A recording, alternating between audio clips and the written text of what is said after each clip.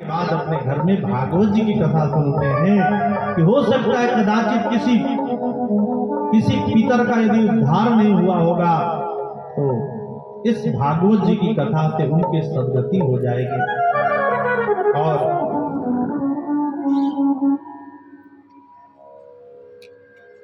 आत्मदेव जी ने कहा कि भाई चिंता मत करो, मैं कथा कराऊंगा, मैं तुम्हारा उद्धार करूंगा। और गोकर्ण जी भगवान सूर्य नारायण के परम उपासक थे। भगवान सूर्य नारायण से उन्होंने पूछा कि मेरे भाई की मुक्ति कैसे होगी।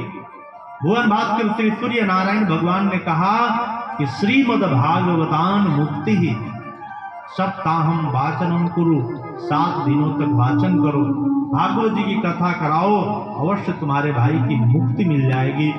और आत्मदेव जी ने कथा कराई है। 7 दिवस पर्यंत धुंधकारी आकर के एक बांस में बैठ जाता, कथा पूरी होती, एक बांस फट जाता और इसी प्रकार से 7 दिनों में 7 बांस की ग्रंथियां फट गई और बांस तो फटते चले गए और उस बांस की ग्रंथि से एक व्यक्ति निकल पड़ा। कैसा है? कहते हैं कि पीला पीला पीतांबर पहना हुआ, माला पहना हुआ, दिव्य रूप धरो जाता, तुलसी दाम मंडिता। ठीक ना? कहा कि पीला पीला पीतांबर, सुंदर माला, मोर पंख, मुकुटी कुंडलान्वित, ऐसा लग रहा है मानो स्वयं भगवान ही प्रकट हो गए। और प्रकट होकर के वह व्यक्ति कह रहा है कि धन्या भागवती वार्ता प्रेत पीड़ा विनाशिनी। कहता है कि धन्य यह भागवत जी की कथा, जिस कथा की इतनी महिमा कि व्यक्ति मोक्ष को प्राप्त कर लेता है। कहा कि मुझ जैसा दुराचारी, अनाचारी, व्यभिचारी, पापाचारी मरने के बाद कथा सुन ली तो मेरा उद्धार हो गया।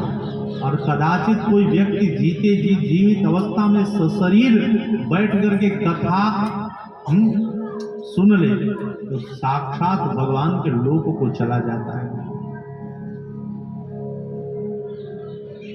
लेकिन यह कथा इतनी सुलभ कथा नहीं है। धुंधकारी का उद्धार हो गया और लेकिन कथा में बहुत सारे श्रोता बैठे थे।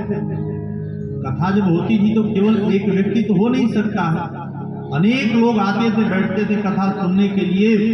कथा पूरी हुई लेकिन विमान एक ही आया।